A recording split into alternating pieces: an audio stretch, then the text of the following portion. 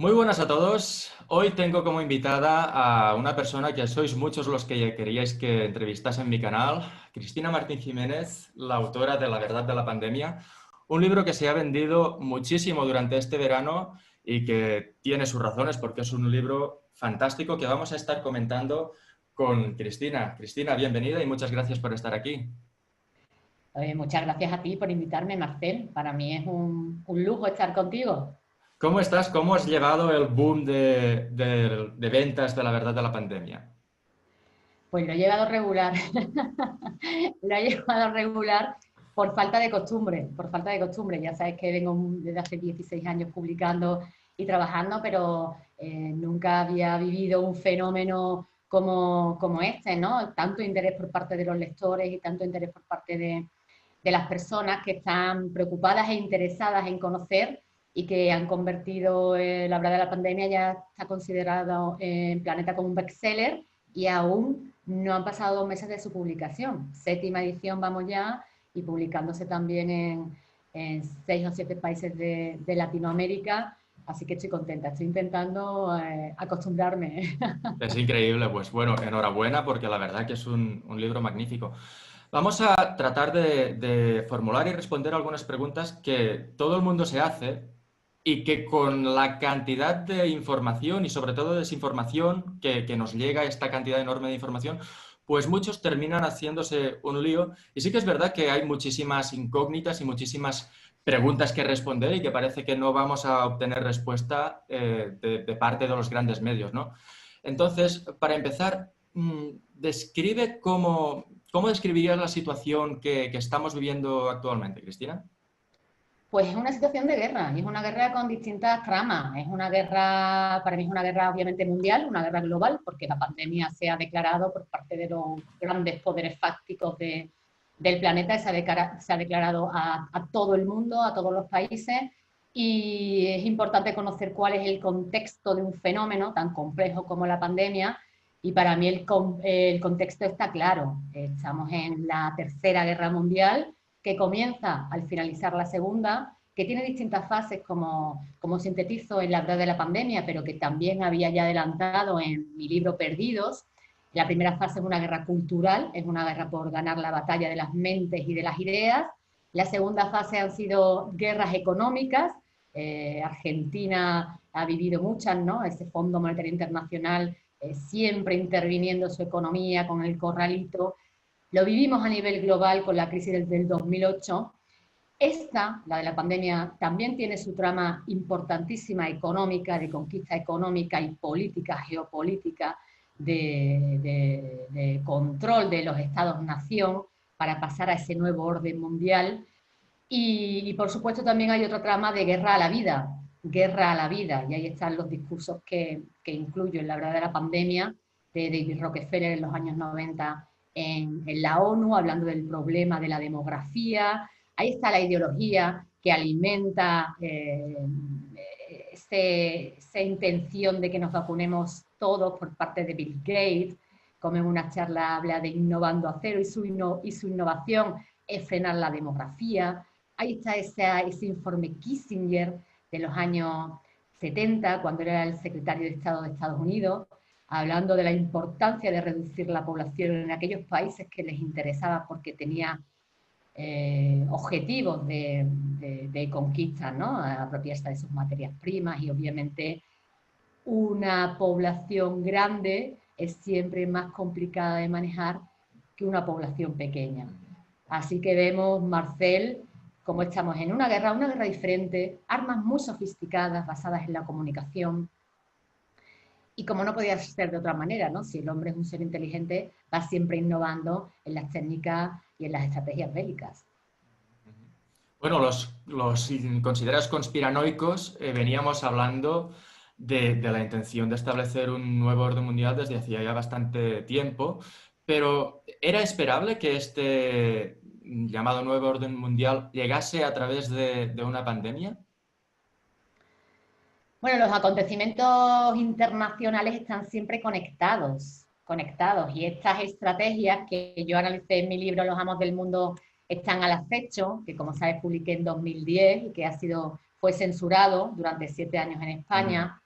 Pues ya ahí hablaba de las últimas tácticas, hablaba de la táctica del cambio climático provocado por el hombre, que impide que países que quieren desarrollarse industrialmente lo hagan, porque le impide el establecimiento de industrias, porque supuestamente contaminan, y claro, eso no interesa a estas grandes élites que solamente quieren ser ellos los que sean los propietarios, ¿no?, de los medios de producción. Y apuntaba también en ese libro la táctica de la pandemia. Apuntaba en ese libro la táctica de la pandemia. Y realmente parecía de ciencia ficción. Pero cuando nos asomamos a la ventana y vemos a todo el mundo con mascarilla, cuando nos imponen un distanciamiento social y nos secuestran en nuestras casas, pues te das cuenta que obviamente no tiene una lógica si se mira solamente desde el punto de vista de la salud, sino que la lógica la encuentras cuando vas más allá y analizas estrategias de guerra diseñadas por aquellas élites que consideran las relaciones sociales en base a los dominados y los dominadores.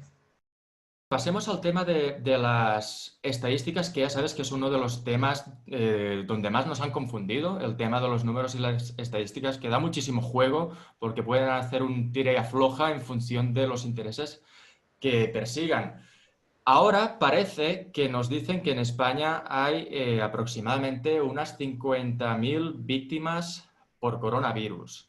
Pero la cuestión es, ¿han muerto realmente estas personas por coronavirus o han muerto con coronavirus o cómo ves tú esto que está pasando? Forma parte de la estrategia de la confusión, de la estrategia del caos. El no saber realmente cuántas personas han muerto con coronavirus, por coronavirus o de qué han muerto.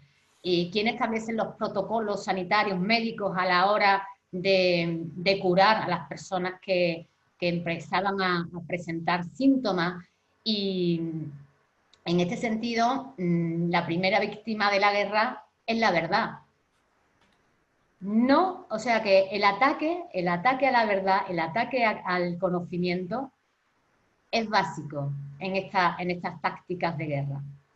Nadie sabe nada, o sea, ni siquiera el gobierno de España o el gobierno de Argentina o el gobierno de México, que se están comportando como absolutos títeres de estas élites financieras.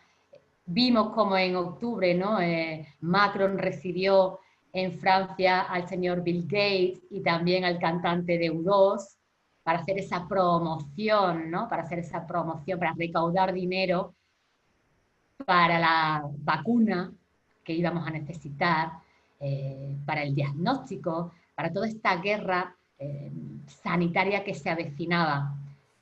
Pero cuando le preguntamos, o vemos también como Pedro Sánchez se reúne con Bill y Melinda Gates en la fundación en Nueva York y se pone completamente al servicio de lo que diga el amo. Con lo cual a él no le importa la verdad, no le importan los datos, no le importan las estadísticas. Él simplemente es el vocero del poder, que va a estar repitiendo todo lo que le digan estas élites que han provocado la pandemia. Y si le dicen que hay que comprar vacunas, él va a comprar vacunas. Y si le dicen que hay que encerrarnos en casa, él nos va a encerrar en casa. No le importa la verdad. Por eso tampoco, esa caza también al disidente que cuestiona, al periodista que pregunta, ¿pero cuántos ancianos han muerto? No lo sabemos, estamos investigándolo, esa ha sido la respuesta, ¿no?, de un gabinete de expertos que tampoco existía. Sí, claro, sí. O sea, el manejo de las estadísticas, la desinformación, forma parte de la guerra que sin duda. Que no se nos ha declarado, o sea, es una guerra no declarada, la estamos viviendo. Sí, sin duda. Es que, a ver, justamente el tema de saber la gente que está muriendo por coronavirus, yo creo que es prácticamente imposible de saber. Primero porque no se están prácticamente realizando autopsias, entonces tú no sabes de qué ha muerto una persona. Y después el tema de los test, pues ya vemos que los PCR pues tienen Antes nos decían que tenían una fiabilidad súper alta y ahora pues resulta que la mitad de los test dan falsos positivos. La única cifra, el único dato que no engaña y es el que yo utilizo para, en cierto modo, determinar la magnitud o medir la magnitud real del problema, es la cantidad de fallecidos. Es el único test que es fiable. cuánta gente ha muerto. En este caso, por ejemplo, el monitor de la mortalidad diaria tiene sus gráficas, ¿no? Y nos explica, nos muestra cómo en el mes de marzo y en el mes de abril murieron muchísimas más personas que lo habitual en los años previos. Entonces, es evidente que ha muerto más gente. Esto es innegable. ¿Por qué ha muerto más gente? Pues probablemente sea por el coronavirus, pero también es verdad que hemos visto, y a esta gente no se le está dando voz, pero las negligencias que se han cometido en las residencias y directamente esta gente que tampoco no tenía ni equipamiento, ni tenía protocolos, ni tenía ninguna información, que han sido directamente abandonados y ha muerto un montón de gente que le están otorgando al coronavirus, pero probablemente sea por otras razones que no sean por coronavirus. Familiares míos, por ejemplo, les han cortado, tenían cáncer y han abandonado los tratamientos forzosamente y los seguimientos de cáncer por el tema de la pandemia. Es decir, ha muerto mucha gente, esto es verdad, pero es muy difícil saber el por qué. Y nos quieren hacer creer que todos están muriendo por coronavirus.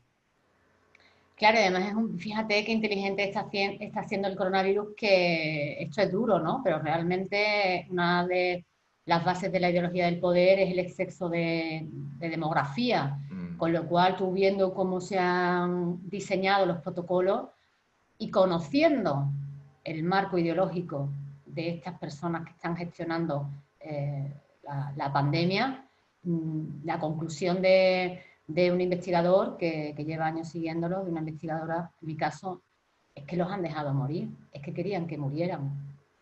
No puedes llegar a otra conclusión, es dura, pero cuando tú los escuchas hablar, comprendes que ellos consideran que el virus somos nosotros, que el virus somos los seres humanos. Y ellos se han elevado como dioses que deciden quién vive y quién muere. Date cuenta que con esto se va a plantear un gran debate en todo el mundo, ¿no? Ya el exministro de Finanzas de Alemania, aquel que tanto implementó las políticas de contención del gasto social, aquellas políticas que fueron tan duras en la crisis previa, en la crisis económica global, ha hablado y ha dicho lo siguiente: el derecho a la vida no es un derecho absoluto, hay que debatirlo. ¿Qué nos están diciendo? Que tú, que tienes el poder, o que te consideras más inteligente que los demás, o que consideras que tienes más poder que los demás, vas a decidir quién vive y quién muere. Además que esto lo hemos visto en China. En China, el señor Kissinger fue quien les orientó para que implementasen en los años 70 la política del hijo único. Estamos viendo como Ted Turner, el propietario de la CNN, habla hace unos años acerca de esto. Hay un exceso de demografía y vamos a tener que pedirle a la población que tengan 1 o 2 hijos como mucho. Otra de las estrategias de las que hablamos, de las tácticas, el cambio climático, que ya lo están, desde el principio han estado enlazándolo, ¿no?, con la pandemia. Las pandemias se producen, nos dicen, porque hay exceso de demografía y la naturaleza se defiende. No tengáis hijos. Y esta ideología se está vendiendo, la están vendiendo los influencers, la están vendiendo los políticos. Y lo que tenemos que decir, como parte, la otra parte del contrato social, ¿no?, ahí están las élites y estamos el pueblo, es que nosotros también tenemos que hablar. Es que ¿quién va a decidir quién vive y quién muere?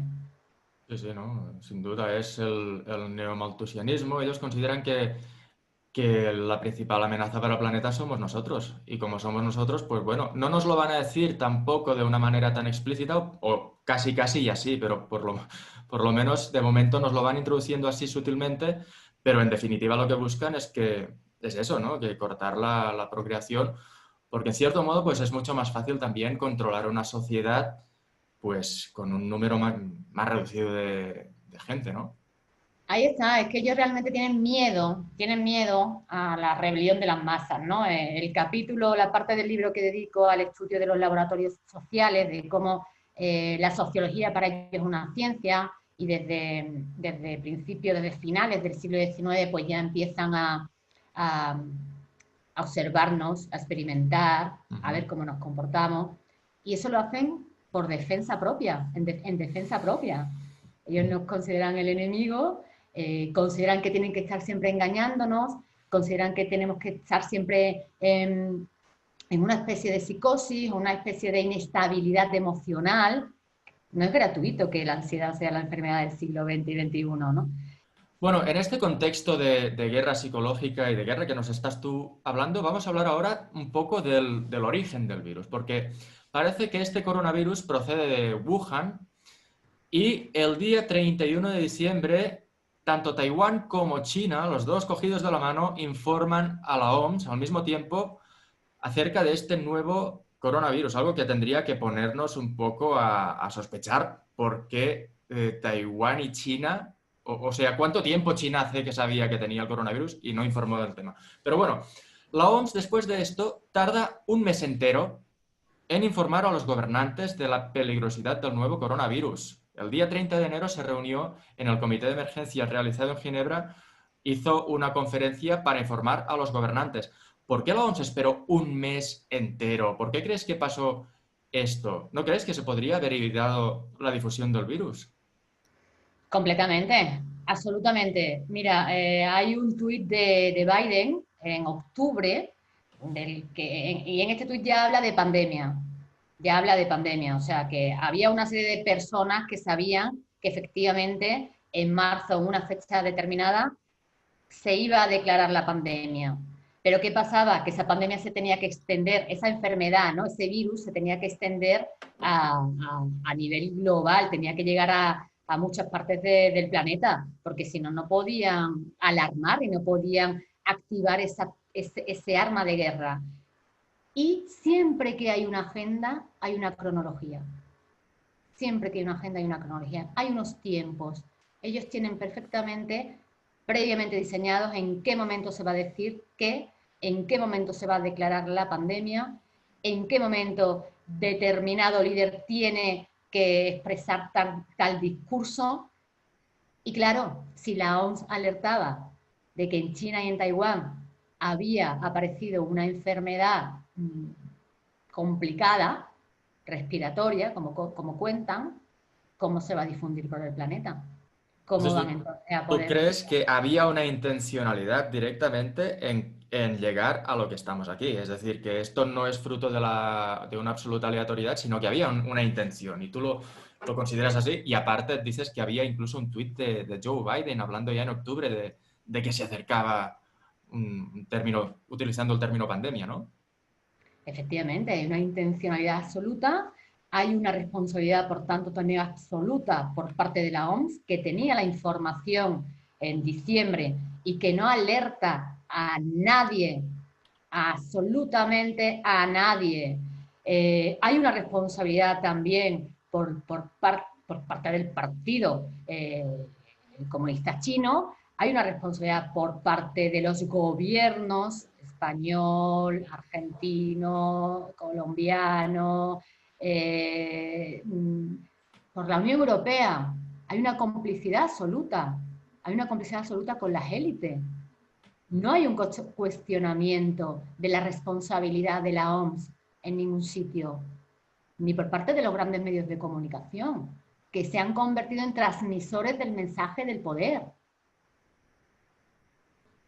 Para mí, después de todos los estudios, después de todas las investigaciones que llevo realizando, no solamente para el libro de la verdad de la pandemia, sino 16 años, la tesis doctoral, analizando el poder, analizando la comunicación, la intencionalidad está clara, la utilización del estado de pandemia como arma de conquista por la hegemonía planetaria está clara, y sucede también en un momento muy interesante, unos meses antes, casi un año antes, de las elecciones norteamericanas. Ese dato también es importante. Sí, porque hay un enemigo ahí que hay que tumbar sea como sea. Claro, es que Trump no pertenece a Bilderberg, no pertenece a las viejas estructuras de poder que han diseñado todos estos organismos internacionales, la ONU, la Organización Mundial de la Salud, UNICEF para la educación universal, la Organización ONU Mujeres también, que está transmitiendo un mensaje muy erróneo de lo que debe ser una mujer. Trump aparece inesperadamente cuando ya el sillón presidencial estaba completamente a disposición de Hillary Clinton, llega a una nueva estructura de poder, no sabemos si mejor o peor, diferente, y se convierte obviamente en el rival de las élites. Y hemos estado viendo como si antes asesinaron unos años atrás, los años 60, asesinaron a Kennedy con un tiro, pues ahora, como somos más sofisticados y las armas de guerra son más sofisticadas, a los líderes antiglobalistas, antielitistas, este grupo de poder del que venimos hablando, pues se les asesina a través de los medios, se le convierte en un monstruo. No hay análisis, hay una opinión dictada a través de los más media y replicada, los más medias del poder, The Washington Post, The Times, Bloomberg, la CNN, la CBS y el resto de periodistas del mundo los replica sin cuestionar nada.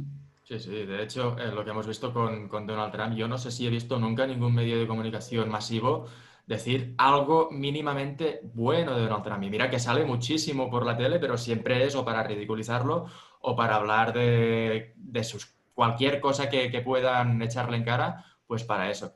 Pero bueno, reconectando con el tema de la OMS que estabas comentando, si había una intencionalidad en todo esto, realmente tendríamos que cuestionarnos hasta qué punto nuestra salud como sociedad es una preocupación real para la OMS y compañía, o si realmente estamos hablando más bien de un negocio millonario.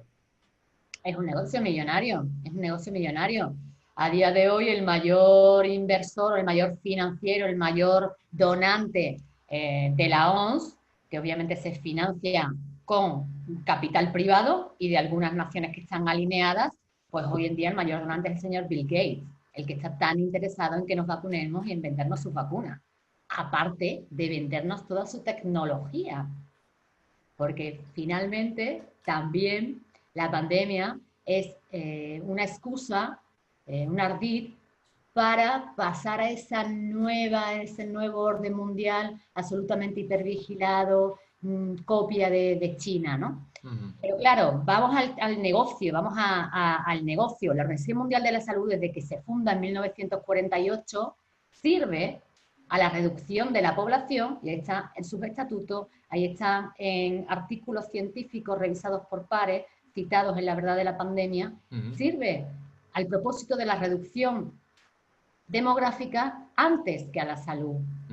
Y cuando tú analizas quiénes son los donantes, pues te encuentras las grandes industrias farmacéuticas. La Organización Mundial de la Salud sirve a la industria farmacéutica y a las naciones que quieren, a través de utilizar el instrumento de la OMS, conseguir el poder planetario. Por eso China, por eso el Partido Comunista Chino es el principal impulsor del nombramiento de Tedros Adhanom como director gerente de la Organización Mundial de la Salud. Por eso China se convierte también en el segundo donante financiero de la Organización Mundial de la Salud, y por eso China se alinea con estas élites rivales de Trump, en esta trama bélica con tantas puertas, ¿no? Con tantas llaves. Es decir, nuestra salud, en definitiva, está en manos de un número más bien reducido de personas, y vemos cómo los gobiernos pues, han renunciado a su independencia en materia sanitaria, y ahora es la OMS la que nos da las pautas a seguir y las que incluso distribuye las vacunas. Y como tú bien dices, la OMS es propiedad principalmente de fundaciones privadas. Esto yo creo que tendría que hacernos preocupar ya de entrada. Después, otra cuestión, si tanto se preocupan por nuestra salud, ¿por qué, por ejemplo, nadie nos ha hablado de la importancia de fortalecer nuestro sistema inmune, que es la principal barrera que tenemos contra esta enfermedad, este virus y contra cualquier otro? Es decir, yo creo que tendríamos que plantearnos este tipo de cuestiones, y si realmente alguien cree que estos organismos se preocupan por nuestra salud, pues yo creo que tendría que pensárselo dos veces, ¿no? Obviamente, si realmente estuviesen preocupados por nuestra salud, nos darían la información correcta, nos permitirían al menos el debate, permitirían el periodismo de información, pero como vemos en los medios de comunicación, no hay debate, simplemente se convierten en el instrumento del poder, ¿no? La comunicación al servicio del poder. Y esto es una prueba más de que obviamente no están preocupados por nuestra salud, están preocupados por su poder y por su dinero. Claro, claro, Date claro. cuenta que desde que empezó la pandemia, todas las grandes, con todos los grandes conglomerados, los 5 que más, los que están arriba, ¿no? de la bolsa mundiales, que son Facebook, Microsoft, Alphabet, Apple, y me falta uno, pues son los que han subido, han duplicado su capital. Claro, claro, sí, Son sí, sí. estrategias económicas. ¿Y a costa de qué? De encerrarnos y parar la actividad económica en todos los países.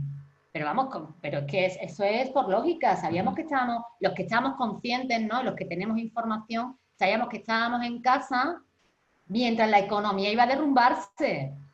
¿Cuál es una de las grandes fortalezas? ¿Cuál es el sector más fuerte de España, ¿no? Uno de los grandes, el turismo. Y ahora aparece Warren Buffett, el socio de Bill Gates, diciendo que quiere invertir y comprar, ya ha empezado a comprar hoteles en lo que llama la Florida de España, ¿no? En las Baleares, en la Costa del Sol y en Canarias.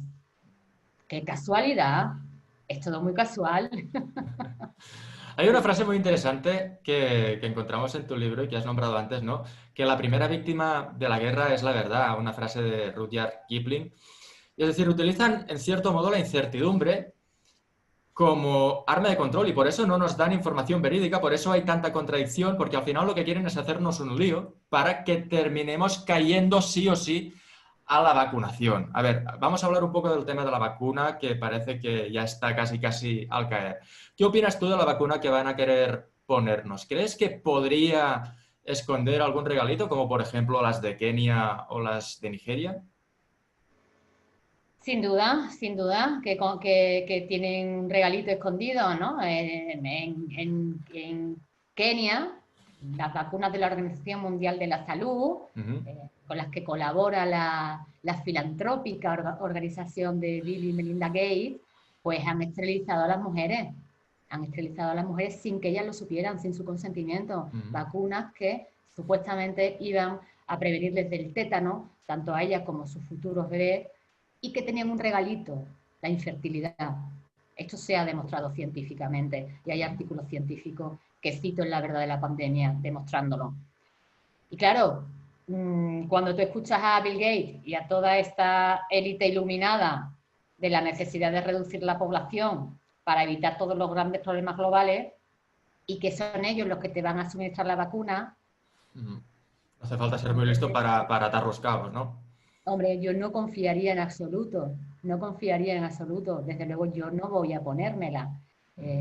Acaba de publicarse que Oxford y AstraZeneca, que estaban colaborando, financiado ese departamento de la Universidad de Oxford y AstraZeneca, financiada por la Fundación Bill y Melinda Gates, pues que de momento han paralizado la investigación porque un paciente pues ha dado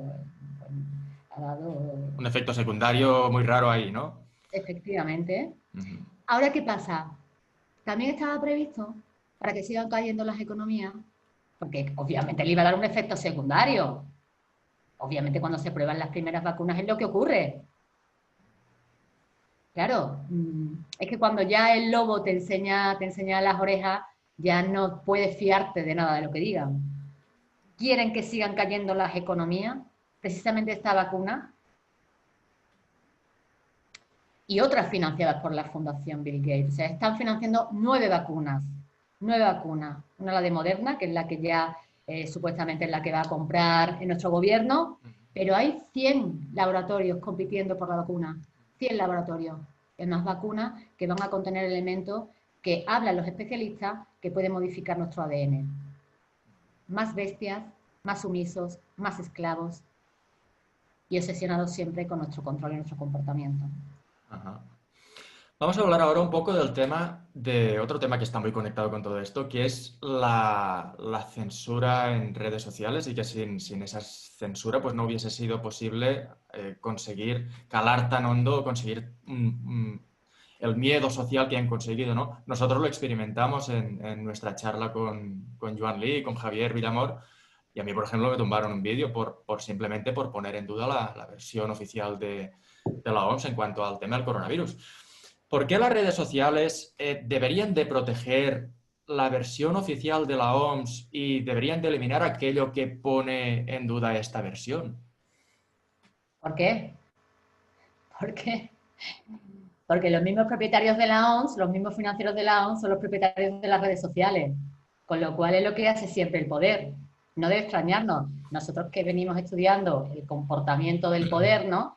Pues a mí no me extraña. Yo como doctora en comunicación, que hice mi tesis doctoral sobre el Club Bilderberg, pues tú haces un estudio histórico de cuáles son las herramientas del poder y ves que desde el inicio de las civilizaciones la comunicación está en manos del poder, del faraón, del rey, y su corte, y ahora no iba a ser diferente.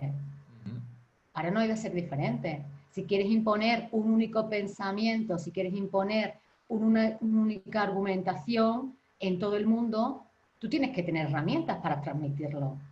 Y con lo cual todo aquel que haga dudar a los demás, toda aquella periodista en mi caso, todo aquel informador en el tuyo, todos aquellos médicos que con datos, con investigación, con demostración empírica, contradicen la verdad del poder, pues van a ser atacados y perseguidos, censurados, vídeos que desaparecen. A mí me ocurre en muchas ocasiones que vienen legiones a mis redes. Pongo una noticia y aparecen legiones. Y dices, ¿esto de dónde han salido? Atacándome ya no solamente a la investigación, sino en lo personal. Ya. No, tú es que has sacado el libro para ganar dinero. Y yo me río, digo, sí, para ganar dinero. ¿A quién se le ocurre hacerse escritora para ganar dinero? Y hablando de estos temas todavía mucho mejor. Mucho mejor haber escrito novelas eróticas, ¿no? Muchísimo mejor. Eso sí. A ver, es cierto también, por ejemplo, que, claro, ahí yo tengo un dilema, ¿no? Porque existe el elemento del bulo. El elemento del bulo que yo incluso creo que habrá bulos que habrán sido directamente echados por parte de las mismas élites. Pero bueno, es cierto que han corrido muchísimos bulos estos días y esto, en cierto modo, podría ser peligroso. Entonces, ¿tú crees que tendría, porque claro, hay también mucha ignorancia, ¿no? Y te pueden decir, oye, échate un trago ahí de pis de perro y enseguida el coronavirus se te cura. Sí que tiene que existir el sentido común. Pero ¿tú crees que tendría que existir también unos ciertos filtros en las redes sociales para en cierto modo, evitar que haya personas que hagan cosas pues, que puedan ser perjudiciales para ellos? ¿O crees que debería estar todo publicado? ¿Cómo lo ves tú?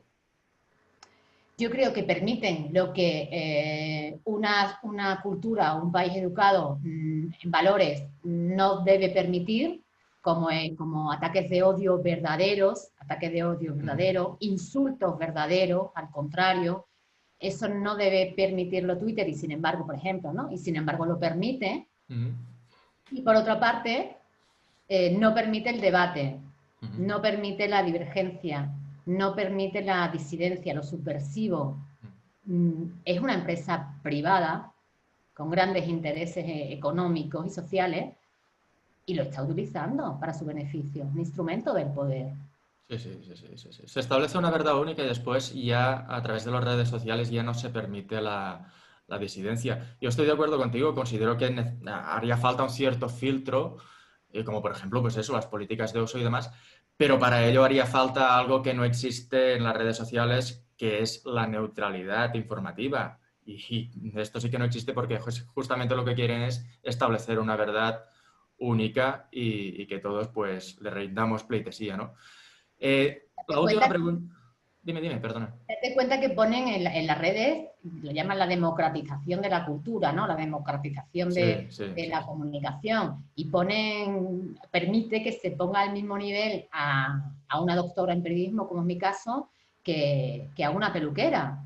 A lo mejor la peluquera es más inteligente que yo. Pero ¿qué conocimiento tiene ella de las élites y del poder? Como para entrar en un debate conmigo. Es imposible, ¿no? O programas en televisión que disimulan, aparentan hacer periodismo, pero que no es periodismo, que sus tertulianos son actores. Es activismo casi, más que periodismo. es activismo proélite, es Sí, activismo sí, sí, sí. elitista.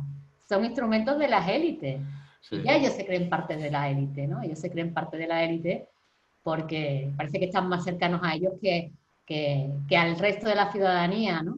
Se pierde lo que es la función pública de servicio que tiene el periodismo, ¿no? De servicio a la ciudadanía y a la democracia. Se está perdiendo.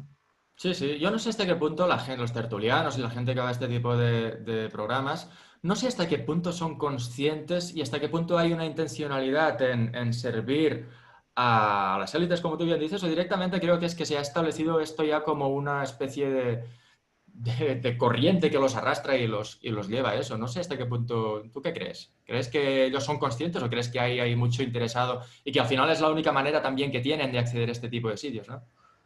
Claro, yo pienso que ha ido, yo que he estado dentro, yo he trabajado en los medios de comunicación en grandes cadenas y te puedo hablar desde la observación participante, como lo Mm, llamamos en la academia, pues hay, por una parte, un muy bajo nivel cultural, mhm, realmente, por parte de los periodistas. No están preparados, no conocen nada del poder, de la globalización, no tienen ni siquiera interés, ¿no? Al final yo me pregunto por qué han estudiado periodismo, si no les interesa lo que pasa, si no les interesa el mundo.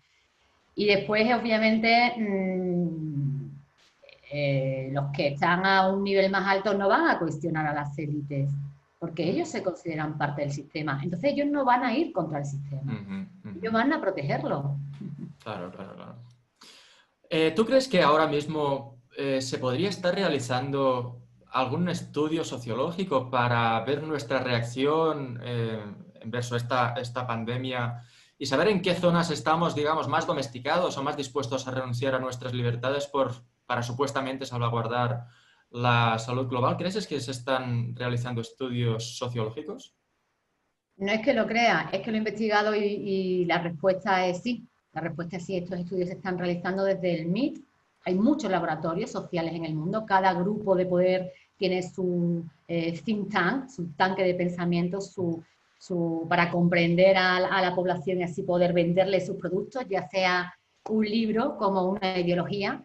Y todas las orientaciones, ¿no? Todas las órdenes que nos han dado con la pandemia proceden Ujú. del MIT, del Instituto Tecnológico de Massachusetts y del Centro de Dinámicas Sociales, dirigido por el señor Alex Pental. De ahí ha salido el distanciamiento social, de ahí salen expresiones como negacionismo o alarmismo, de ahí salen expresiones como nueva normalidad, y de ahí se estudian a un nivel macro, un nivel de Big Data, todas y cada una de las reacciones que estamos teniendo. No es casual que de repente aparezca un rastreador de COVID en tu móvil, ¿no? Una app que te rastree, que sepa qué has hecho, o si te enfermas, a quién llamas primero, dónde vas, si te quedas en tu casa, si te escapas. Y todas las respuestas se están midiendo. Ellos lo llaman laboratorios vivos o laboratorios vivientes. Y esto significa que no tienen todo el control, que su sistema tiene grietas. Alex Pental es el mismo que ha dicho, el mismo ha dicho que necesitan el Big Data y necesitan establecer muchos laboratorios vivos o vivientes para poder hacer ciencia predictiva. Irán mejorando, aparecerán otras pandemias, ya se habla de la pandemia, ya ha vuelto a reactivar el señor Bill Gates la pandemia, la próxima pandemia va a ser climática, la próxima pandemia también están invirtiendo mucho dinero, van a dar mucha lata, vamos a escuchar mucho en los próximos tiempos el tema, van a incidir en el tema de la mujer, ¿no? En el tema del empoderamiento, del supuesto empoderamiento de la mujer, Sí, sí, sí, también sí. salido de sus Sí, laboratorios.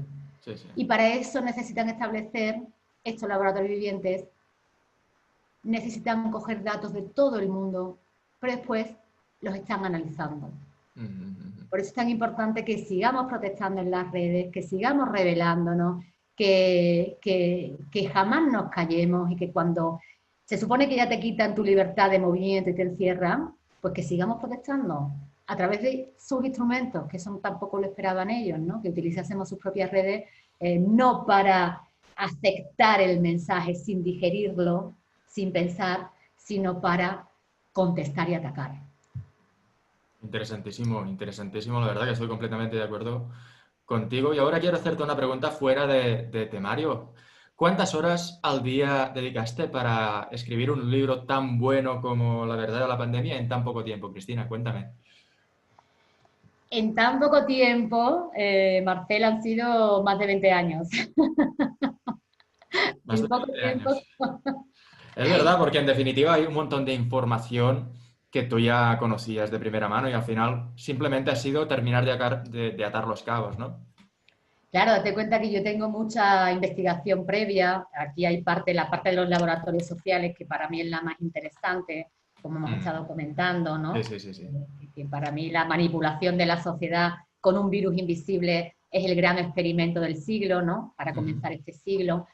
Y toda esa parte de mi tesis doctoral, ¿no? He añadido en esta investigación, he añadido cosas. La parte de la pandemia yo la tenía muy analizada, los amos del mundo están al acecho, y, y ha sido encerrarme, encontrar muchas cosas nuevas que yo desconocía. Siempre te sorprende, por mucho que sepas, es maravilloso, que siempre vas a aprender más y siempre vas a seguir aprendiendo. Y yo me he pasado al día, yo cuando me pongo, me meto, yo estoy todas horas, sueño con el libro, me levanto desayunando con el libro, tengo notas por todas partes. Yo creo que he estado una media al día de 14 o 15 horas Madre mía. estoy escribiendo. Madre Y mía. después había algunos días que tenía que parar porque la contemplación directa del mal de esta gente tan malvada, tan maligna, que obviamente no Desgasta tiene muchísimo. sentimiento, es muy duro, ¿eh? Claro, claro, claro, claro. Es muy duro. O sea, yo con lo de las mujeres en Kenia lo pasé muy mal. Eh, Cada 3 días tenía que parar un poco. Me hartaba de llorar. Incluso hice alguna entrevista que acabé llorando y dije, no puedo hacer entrevistas en este proceso de investigación porque estoy tan sensible y tan metida que tengo que acabar el libro y luego pasaremos a las entrevistas.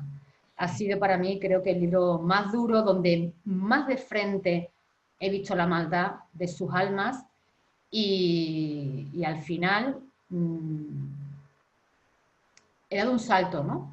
En la comprensión de la élite, en la comprensión de la condición humana. Pero quiero seguir aprendiendo, ¿eh? No me voy a quedar aquí. Y nosotros también queremos seguir aprendiendo de ti. No sé si hay alguna cosita, creo que hemos tratado todos, por lo menos todas las preguntas que tenía yo previsto tratar. No sé si te gustaría añadir alguna cosa o hay algún tema que consideras oportuno tratar más o lo consideras ya correcto así. Bueno, si O quieres hablamos. dar algún mensaje a la gente. Bueno, el mensaje que tengo que darle a la gente que nos está escuchando, a las personas que nos leen, a mis lectores es obviamente de gratitud, de fortaleza, de esperanza.